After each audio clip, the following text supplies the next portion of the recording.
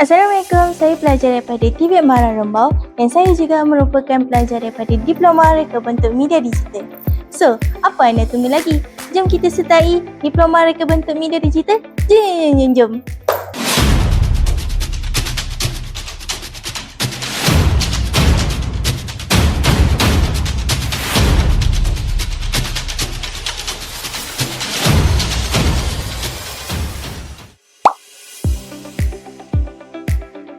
TVET Marang Rembau menyediakan banyak fasiliti dan pelbagai kemudahan seperti printing studio,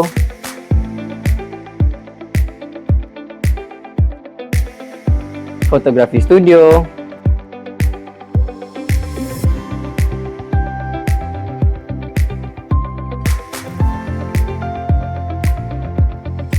sound studio,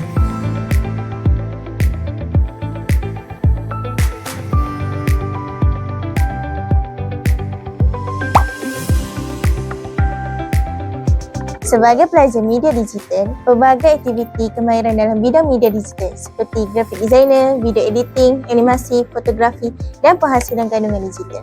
Pembelajaran di sini bukan sahaja teori tetapi lebih kepada praktikal dan projek sebenar.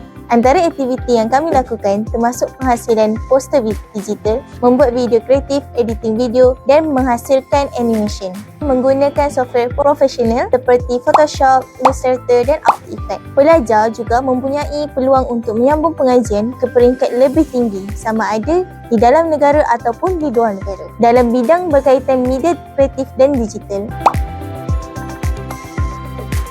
Pengalaman saya menyertai WorldSkills bermula di Belia, Malaysia 2024 di mana saya berpeluang mencabar diri dalam pertandingan peringkat nasional. Saya berjaya meraih tempat ketiga dan ke WorldSkills Asia 2025 di Manila. Pengalaman ini benar-benar mengajar saya tentang disiplin, fokus dan keyakinan diri.